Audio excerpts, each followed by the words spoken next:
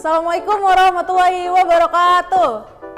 Halo semuanya, selamat datang di podcast BEM FST UI. Halo, perkenalkan nama aku Azza Putri Jodea, biasanya dipanggil Jodea. Di sini aku sebagai host pada podcast sesi kali ini, di mana kita akan membahas topik-topik yang cukup menarik dengan pembawaan yang semi formal, yang bisa dibilang santai, tapi kita formal-formal dikit ya. Nah, topik kali ini cukup menarik nih karena ini cukup familiar juga buat kita semua, khususnya bagi para mahasiswa dan mahasiswa baru, karena topik kali ini kita akan membahas seputar tentang akademik dan organisasi.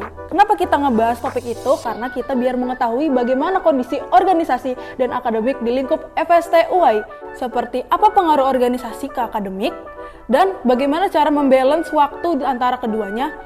Nah, untuk para mahasiswa yang penasaran, bisa pantengin terus podcast di sesi berikutnya.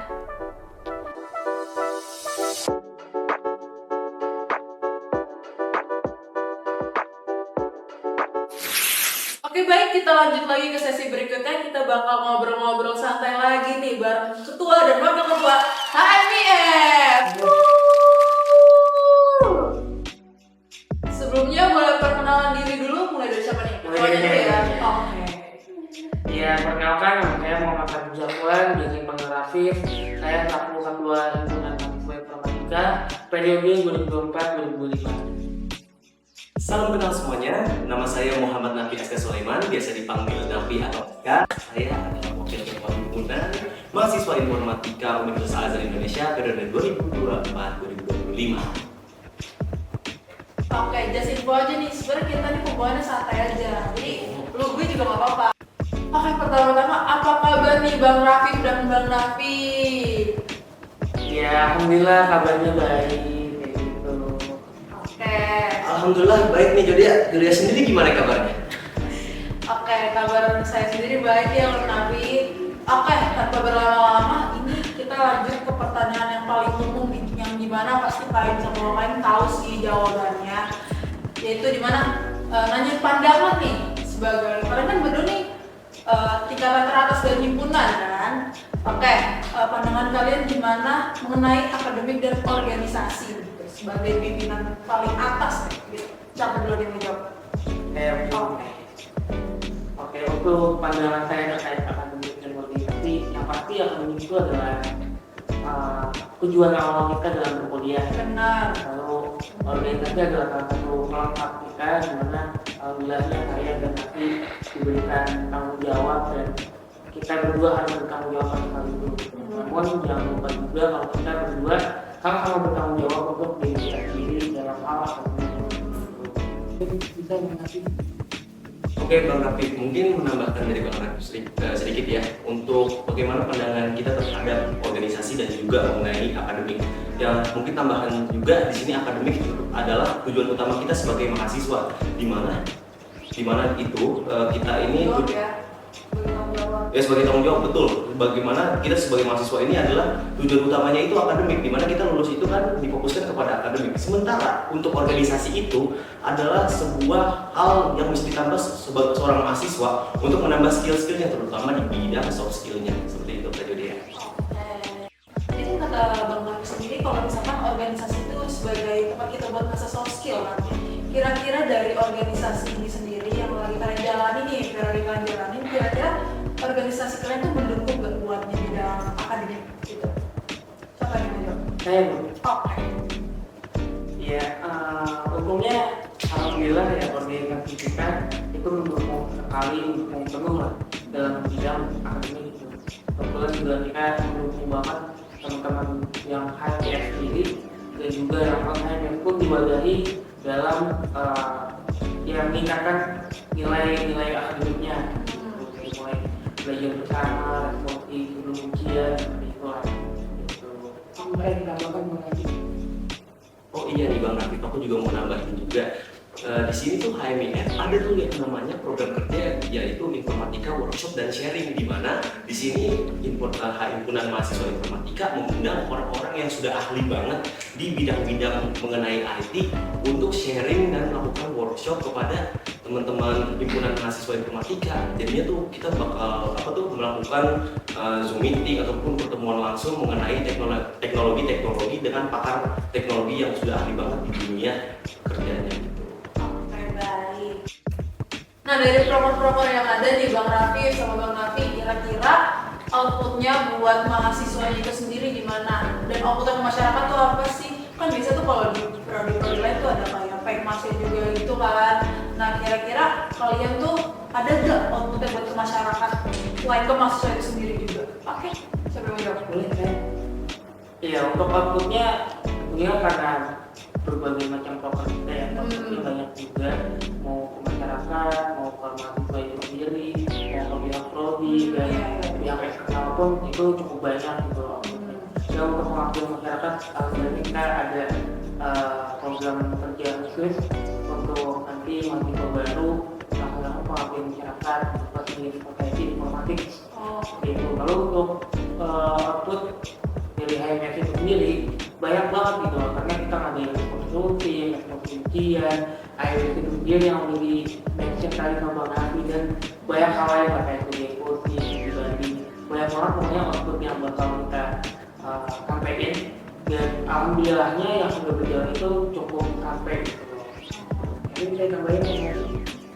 Iya, juga dari Bang Habib ini aku mau tambahin bahwa kami juga bakal melaksanakan nih program kerja dari Departemen Humas dan Advokasi kami, yaitu IF Berbagi, di mana kami akan melakukan kunjungan ke bilik pintar, di mana teman-teman di situ sangat membutuhkan sekali, membutuhkan buku tulis, membutuhkan semen, membutuhkan kaos kaki dan berbagai kebutuhan rumah tangga lainnya. Jadinya mungkin di sini juga sebagai ada promosi ya buat yang menonton. Di sini kami juga sedang membuka link donasi untuk IF Berbagi supaya mungkin teman-teman yang memiliki rezeki atau rezeki yang lebih melimpah bisa juga menyumbangnya kepada IF Berbagi.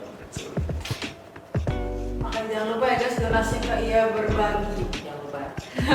Oke, kita lanjut nih ke pertanyaan berikutnya nih. Kira-kira nih, pasti kalian nih strugglingnya juga karena proker kalian kan banyak. Tapi kalian beruntungnya SDM kalian juga banyak kan? Alhamdulillah. Nah, tapi pasti kalian punya struggle dong. Pasti punya struggle. Nah, kira-kira tuh hal apa yang paling efektif buat kalian buat ngelesain struggle itu sendiri? Apalagi kalian kan sebagai ketua sama wakil ketua kan, pasti itu harus dipikirin banget kan? Gimana strateginya?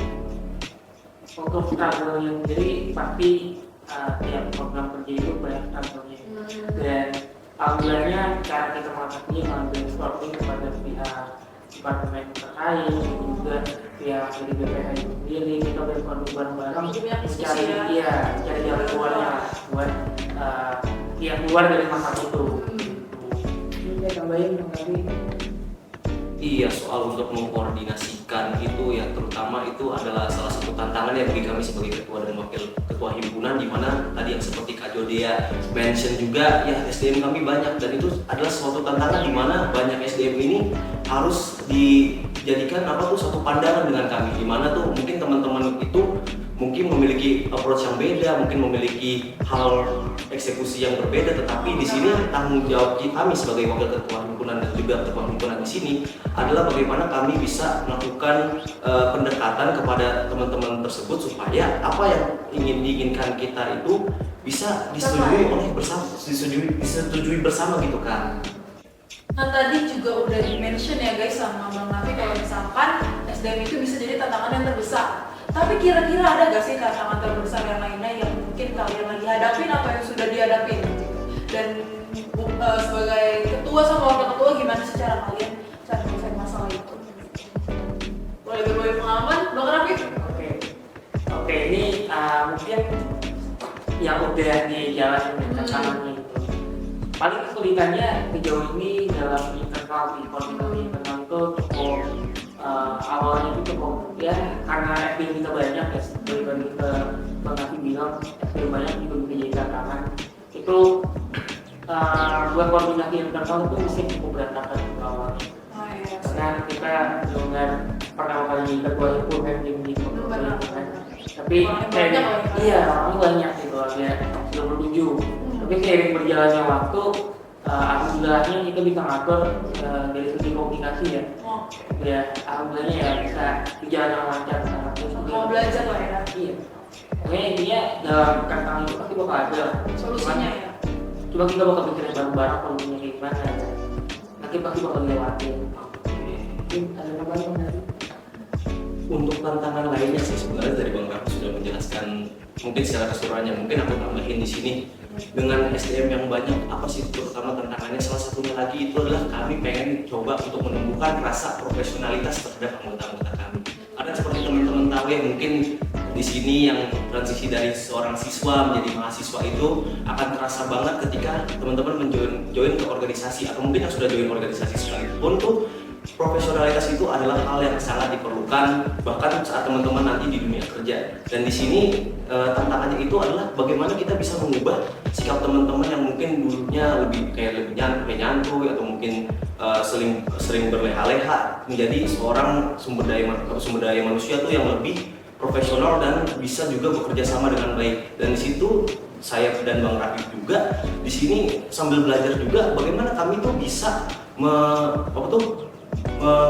menggait anggota kami bagaimana supaya menjadi orang yang lebih profesional dalam mengerjakan program kerja dan kegiatan di himpunan kami. Seperti itu tadi, Juliet. Oke, baik, terima kasih. Nah, ini ada pertanyaan gue juga nih buat maba nih keputusan nih. Oke. Maba. Nah, ngomong-ngomong tentang maba nih ya, Bang. Gimana nih menurut pandangan kalian berdua kalau misalkan ada maba yang pengen join organisasi tapi dia struggle banget nih, kepikiran banget nih kayak join organisasi tapi takut akademiknya anjlok gitu. Mungkin mereka nggak bakal nanya sekarang, tapi mungkin nanti ini pasti bakal jadi pertanyaan yang paling banyak dilontarin. Nah, sebagai kalian sebagai ketua dan wakil ketua gimana cara nanggepinnya? Kalau boleh tahu, siapa yang mau jawab? Oke, Bang Raffi. Ya mungkin itu bisa jadi salah satu pengalaman saya juga ya. Karena ada awal-awal saya pengen masuk HMIS dan saya takut akademiknya ketinggalan. Oh iya benar. Cuman balik lagi gimana caranya dari himpunan itu sendiri yang nanti bakal mewadahi para mahasiswanya gitu. Jadi kalian lagi himpunannya itu benar-benar mewadahi dalam segi akademik atau enggak. Menurut saya ketika emang himpunannya itu enggak mewadahi dalam segi akademik dan mereka hanya berfokus kepada soft skill, menurut saya itu bisa jadi pertimbangan saja, dipertimbangkan. Cuman ketika emang organisasinya itu mewadahi dalam segi akademik, iya, itu menurut saya gas aja udah apa-apa. Gas aja. Karena emang ketika kalian nanti masuk ke organisasi itu, akademik kalian bakal dibantu dan kalian nggak bakal ketinggalan dalam segi akademiknya. Karena bukan akademik doang tapi soft skill juga diasah ya. Iya, betul. Jadi kalian dapat dua hal di situ. Ini gue tambahin yang tadi. Iya sih, ini pertanyaannya menarik banget karena memang ada stigma di mana kadang-kadang tuh kalau kita fokus ke organisasi akademik akan terbengkalai, tapi kalau misalkan akademik fokus mungkin organisasi sama sekali tidak dipedulikan.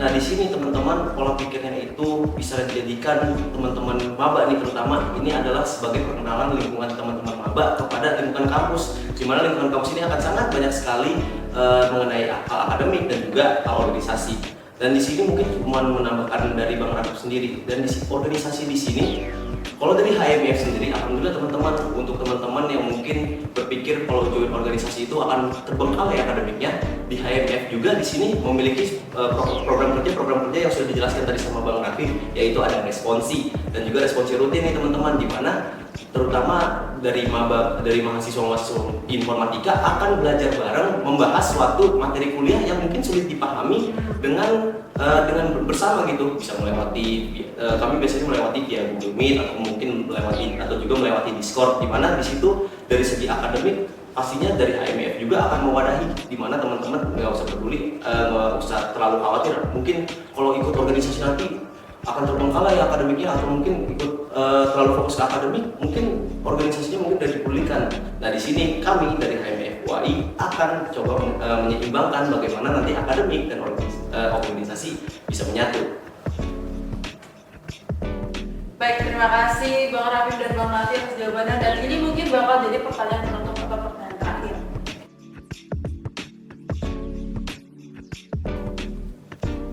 Iya, jadi untuk harapan dan tujuan kita itu sebenarnya kurang lebih realisasikan di dalam visi kita gitu.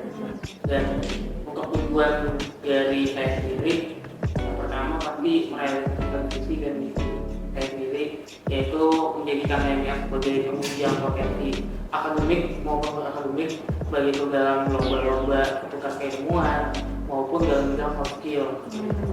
Dan untuk harapan saya yang pasti HMF ke depannya semoga bisa menjadi tetap konsisten, komponen yang konsisten dalam menunjang potensi akademik dan akademiknya, dan juga konsisten juga dalam kegiatan-kegiatannya, serta konsisten juga dalam mendukung informatika menjadi lebih baik seperti itu. Mungkin bisa tambahkan mungkin. Dijelasin semua itu sama Bang Rafiq, mudah-mudahan apa ya?